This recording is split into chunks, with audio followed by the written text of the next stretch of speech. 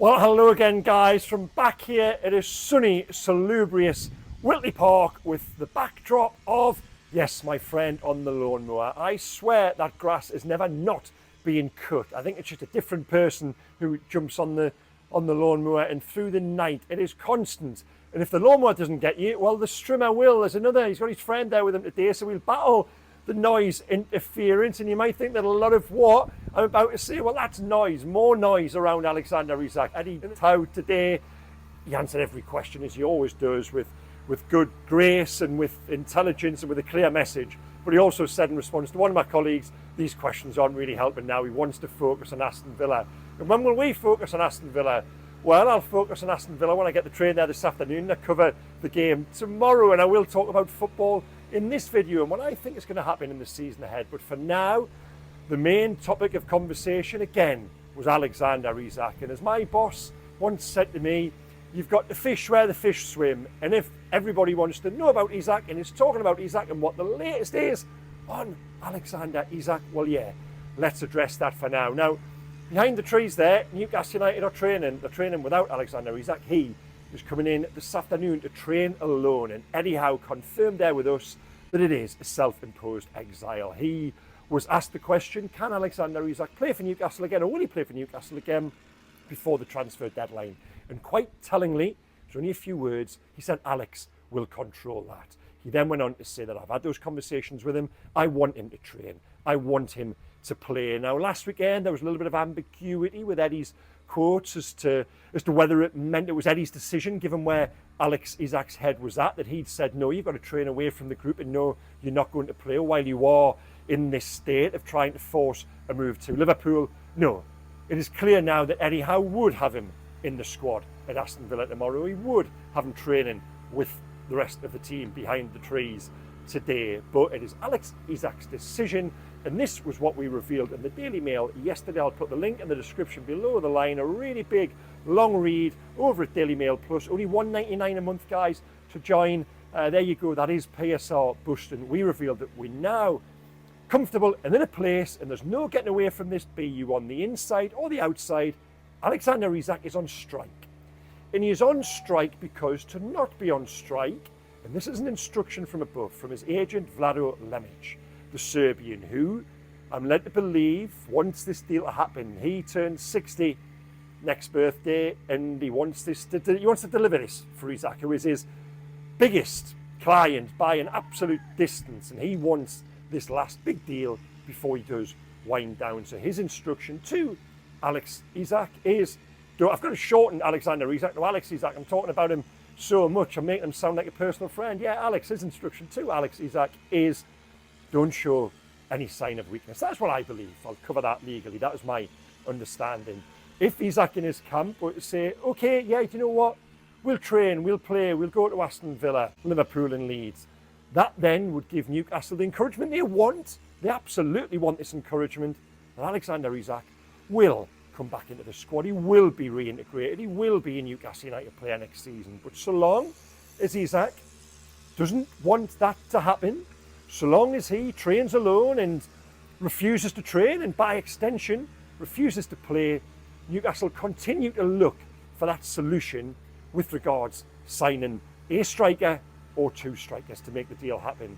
But someone in football said this to me this week, and it's a great phrase. I'm going to use it in this video and copy and probably every video between now and September the 1st. Time kills transfers. And right now, time is running out for Alexander Isak. Time might not be running out for Newcastle. They've tried. They've gone after those 4 or 5 big names. If they'd sent that high-powered delegation to Leipzig last week to close the Benjamin Sesko deal, if they'd done that, Alexander Isak would probably be on his way to Liverpool now. Before that, they tried for João Pedro at the very start of the window. There was messages at the time that João Pedro was coming in to play with Alexander Isak. He wasn't. Newcastle knew then that Isak wanted to go. If they'd done João Pedro, Liam Delap plus Johan Wissa maybe, Pedro, Sesko, who else was there? There was other names in there. Mbeumo, Hugo Ekitike, of course, who eventually went to Liverpool. If any of those had happened, the Isak deal would be moving by now. But it's got to a point, and I explored this in the video the other day, where those options are running out. And again, Eddie revisited that today. So it's got to be about quality. You're not just going to bring in a player for the sake of it. I wrote about this yesterday, Newcastle's recruitment record, and this is the feeling from the very top all the way down. They've smashed it out of the park in 3.5 years, post-takeover, recruitment-wise. They haven't got many wrong at all. They don't want to start now just because they're dictated to by external forces. So Johan Wissa, little update, Johan Wissa will happen. I'm prepared to commit to that. Come back to this if I'm wrong, but I was the first reporter to reveal Newcastle's interest in Johan Wissa, and yeah, I've never wavered from my belief that Wissa will be a Newcastle player. I also was the first to reveal last week that Dango Autara, he is the player who unlocks this. If Autara goes, I'm losing track now with this domino effect, this chain, it is like a property chain. If Autara goes to Brentford, they then reopen negotiations with Newcastle. I believe the deal will be in around 35 million, but they will come back to the table this weekend. And here's the strimmer. And he's going to start right behind me. Okay, let's carry on. Can we? Let's have a walk. He did apologise just then, was very nice about it too. And who am I? That's his turf, that's not my turf. So yeah, let's have a little bit of a wander. There's some goalkeepers training over there. I don't know which non-league club they belong to, but yeah, goalkeepers. If Eddie Howe looks over the fence, he might go and sign one of them. I'm joking. Newcastle's goalkeeping situation actually now is looking healthier and more sensible and logical than it ever has done. Where was I? Not goalkeepers, the other end of the pitch. Johan Wissa, yeah. The return of those negotiations over the weekend. In fact, you might prefer to watch these guys training as opposed to myself. Negotiations will resume over the weekend. I believe a deal of around £35 million all told should be enough to get this done. Wissa hasn't been training like Alexander Isak, but interestingly, Wissa hasn't been fined by Brentford. I think there's an acceptance there that they told him last summer he could go this summer, but they needed the replacement first, and because of that, Wissa's move will be facilitated. Now on the fine, again, I won't go into all the detail, but this is in the piece below the line there. Please go and click on it, that big long read on where Isak's situation is currently at. Newcastle hadn't fined him of last weekend. I believe if he starts to miss competitive matches, as we believe now absolutely with certainty, he will do it. Aston Villa, and almost certainly beyond that, Liverpool. Wow, I'm a journalist. Alexander Isak playing in that fixture, be it for Newcastle or Liverpool, would be quite something. It's not going to happen. If he continues to miss competitive matches, that is when the club will look at the club fine, as they should. If Alexander Isak is on strike and it's a self-imposed exile, and they're paying him £140,000 a week, and he's not there with his team, absolutely they've got to send a message to Isak, to his teammates, to supporters, to everybody, the whole football world. To not fine him would be ludicrous, but they are going to fine him. That is my information, again, explored below the line. So Wissa will come in, almost certain of that. Jacob Ramsey will come in. Again, a story I broke in the week that Newcastle on Wednesday night, was it, had really picked up those negotiations. It was off during the day, then it was back on. Yeah, that happened. That accelerated on Thursday. Ramsey will come in. I like Ramsey as a signing. Always liked him as a player. And I think he is an Eddie Howe type player as well. When you look at his profile, his physique, his skill set, his versatility, you can play pretty much any one of those positions in that front six, or the wide left, wide right, or come back in the midfield, on the left of the midfield or the right of the midfield. And that's what they wanted. They wanted that cover. He's 24-year-old and he's English. Eddie Howe was made England internationals out of Dan Burn, Lewis Hall, Tino Livramento, Anthony Gordon. Don't bet against Jacob Ramsey being an England player at the World Cup next year. He's in the right place for that. So Ramsey will come in, Wissa will come in. But then, the question I asked of him, is there a scenario, and this is explored in the piece below the line, scenario D, Newcastle get that one striker in, but for whatever reason, be it Isak stays here and absolutely refuses to play, or they choose to sell him to Liverpool, could Newcastle go with Wissa and Anthony Gordon until January? Well, I think that's a risk. I don't think Eddie Howe wants that either. It's why they've been looking for two strikers all summer. Wissa's been there in the background now for 3 weeks. Newcastle have waited because they know of his desire to come and the likelihood of it happening. And that's why they've waited. In the meantime, they've pursued Sesko. They've gone after others. That's why they wanted to. Eddie Howe still wants to. But time kills transfers.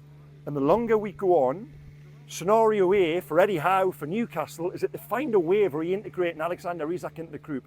And that is still not beyond question. Of course that can happen. Eddie said this morning he believes it can do. It would take some conversations. It would take a change of stance an attitude from Alexander Isak, but all doors do remain open to him, and that one especially, that door remains wide open. That's scenario A. I spoke about this the other day. Scenario B is the one they've been working to all summer, which is find the 2 strikers they need and then negotiate that fee with Liverpool. I honestly don't think a lot's been made of Liverpool have got to come back with £150 million. Of all the obstacles there is to Alexander Isak going to Liverpool, I actually think the club's agreeing a deal, and Liverpool coming up with the number they know will facilitate that deal. I don't think that's the biggest obstacle here. I really don't. It's more so Newcastle being in a position to return to the table. I say return, they've only been there once, and that was for 2 seconds when they rejected the £110 million bid 2.5 weeks ago. For them to sit down and negotiate, it's got to be right for them and on their terms. But they haven't been able to sort their terms. They've tried, they really have tried. And they can say that to Alexander Isak, but they haven't been able to. Time kills transfers. With every day, with every hour, with every target that's come and gone, the chances of Isak leaving the club this window, they reduce. So that's where we are. And Eddie's quotes this morning didn't take it on massively in terms of if you come here for an answer, will he go, will he be sold? All options are still open. He wants to keep him, he wants them to play now, in September, November, December, January. But that remains the great unknown, and all options are still at play. So go and read the piece below the line for the very latest on where we believe all of this to be. And this reveals the emotions of those on the inside. There's not anger, there's not disgust, there's just disappointment. This was something Eddie spoke about this morning as well, which I thought was quite telling. He made a point of saying, Alex wouldn't be where he is without that relationship he's got with me being not me, Eddie Howe, without that relationship he's got with me, or with his teammates, or with supporters. He said Alex recognises that, so there's no issue there, but I thought it was, telling how he wanted to put that out there, because there is disappointment on the inside. This could have been different, this could have been handled very differently from Isak's point of view. Being on strike, it's unsavoury, it's unedifying. It's not what Eddie and those coaches and the people who have put so much work into him to turn him into this player who Liverpool so desire, who every club in the land would take. They've put that work in there, and to be conducting himself the way he is, even if it's on the back of very bad advice, unsavoury taste is what it has left. And I dare say that is the case among you guys as supporters. So that's where we are on Alexander Isak. Let's talk football. Aston Villa away. Yes, the Premier League opener, the curtain raiser. How many times have I written those words in the last few days? I always look forward to the first weekend of the season being out the way, so you can move on in terms of your journalistic language. Now, what do I think is going to happen? Well, when the fixtures came out and everything was sort of rumbling a little bit in the background, and then the Isak story, saga drops and develops, I looked at Aston Villa. I thought, wow, that is a game Newcastle do not want. I felt as if it had Aston Villa 3, Newcastle 0 written all over it, and probably someone like Dan Burn fronting up in the mix zone with us reporters afterwards, and Liverpool's what we need in 9 days' time, that big game at St James's to bounce back. I thought there would have been a lot of bouncing back talk at Villa Park tomorrow afternoon. I'm not so sure now. I think Newcastle will get a result, and that is in part speaking to guys on the Villa side. All is not massively well at Villa either. They've got a good manager, they've got good players. I've got a lot of time for Aston Villa the last couple of seasons, because like Newcastle, they've been trying to beat Pearson, to break into the top 4, 5, 6, and they've done it, and they've done well. I like the manager, I like a lot of the players, but again, they've got one or two little concerns down there, evidenced by the fact they've had to sell Jacob Ramsey to Newcastle. So that, but coupled more so with what I've seen and what I've felt around Newcastle, and what I've seen and heard and felt from Eddie Howe inside there today. Here's my friend back. Where am I going to go now? Behind the porter cabin. In terms of aesthetics, that's not great, is it, for a video? There we go. Eddie was good there. He's always good, but he was good. He sent a strong message that sometimes in these scenarios, these situations, it can make you stronger. You can come together, and they've had long enough to deal with it now. That first week out in Singapore, Eddie, the team, were shell-shocked. They landed to the news that the story had broken, that Isak had told the club, they knew of course, but Isak had told the club that he wants to go. And once that's out in the public domain, it becomes different. You haven't to deal with that. You haven't to deal with that noise. And Eddie was doing that every day out in Singapore. So they're kind of used to that now, and they've been able to focus on football. They've been able to come together. to accept the situation for what it is. And they've got good players. I've said this before when I was watching the team training career in Seoul. It was walking past me, Sandro Tonali, Joe Linton, Bruno Guimaraes, Anthony Gordon, Harvey Barnes, Dan Burn, England International, the goalkeepers, and you think, all this talk about Isak, and yes, I said last season, didn't I didn't think Newcastle were a one-man team, but I thought they were dependent on one man for the rest of the team to function. I still stand by that, and that would be my concern going into tomorrow. But it's not as if they're a one-man team as they were under Steve Bruce when it was Callum Wilson and Alan Saint-Maximin, two-man team. Callum Wilson and Alan Saint-Maximin had to do it because the rest beyond that weren't at the same level as them. It's different now. They've got good, world-class, brilliant players throughout the side. They've got a good resolve and they've got good characters. Throw Kieran Trippier into that. I can't not mention Kieran Trippier. Looks like he's going to start tomorrow. So because of all of that, I've actually changed my thinking. The closer we get to the game, and on the back of what Eddie says there, and again I take a lot of instinct, that gut instinct from Eddie's demeanour. He was good, he was on the front foot. He's talking about having a successful season, about putting all that noise to one side. Isak doesn't matter to us tomorrow. He said, it's about those who are there. And those who are there are good players. Those who are there are good characters. All of that, I think they'll go into tomorrow wanting to prove that point. They've come so far from Celtic when that was a protest performance is the wrong word, but it was a performance that spoke to the turbulence. They're okay with that now. On the back of that, they've had a good week transfer-wise. Ramsey is somewhere around here doing a medical. Malik Chow, let's get that right. He's in the building, he's trained for 2 days, be on the bench tomorrow. So there's positivity, Wissa, that news moving along. All of that contributes to Newcastle getting a result tomorrow. I'll go with a draw, because I do think Villa are good. I think they've got good players. I'm going to go with an entertaining 2-2 draw. And I think Newcastle would take that steady start going into the season. I wouldn't rule out a victory. My concern about a victory would be that attacking unit functioning. I've just predicted they're going to score 2 goals, and I'm saying I've got worries about goals. Fabian Schär scored twice down at Villa Park last season or 2 seasons ago. I forget now, it all blends into one. It could be goals from set pieces. They've got the new set piece coach in. It's his first competitive game tomorrow. Eddie knows, the staff know how important those are going to be this season, last season, going forward. So yeah, Newcastle might just get a couple of goals from set pieces tomorrow, but I'm backing them to come away with that positive result. And I think you guys, and I think they would take that. Now, how will they line up? Yeah, I think I can pretty much name the 11 now. Sorry, Eddie. This isn't inside information, it's just my take. Haven't been around it all summer. Nick Pope in goal, Kieran Trippier right back, centre backs, Dan Burn, Fabian Schär, left back Tino Livramento, the 3 together in midfield, Tonali, Bruno, Joe Linton up front, Anthony Langer on the right, Anthony Gordon through the middle, he's okay, ankle scare, no problems at all last weekend. On the left, Harvey Barnes, and that's the 11 he'll go with. Now, with regards to the attack, I want to see them in competitive action. I cast those doubts and concerns last weekend. Those still linger. Absolutely they do. I don't think Newcastle have ever looked like a potent force in terms of scoring a goal without Alexander Isak in the team. And invariably that's been Anthony Gordon who's been deputised. And that's going to be the case again tomorrow. So let's see how it plays out. But certainly there's pace, there's fitness and there's form in those front 3. They've all had to different levels, decent enough pre-seasons from what I've seen. So let's see how they go competitively. Thank you so much for watching, guys. I'm getting the train down to Birmingham this afternoon. I'll be there in Villa Park tomorrow afternoon. Stay across all my channels, so much to come.